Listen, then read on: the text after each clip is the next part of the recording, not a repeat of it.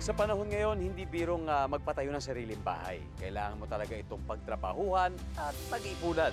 E di lalo na siguro kung out of this world ang design ng bahay gaya ng upside-down house sa Nueva Ecija.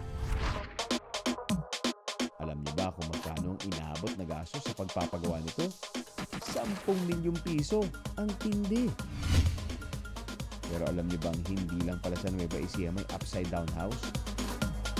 Nagbukas din noong 2022 ang baliktad na bahay sa Puerto Princesa City sa Palawan.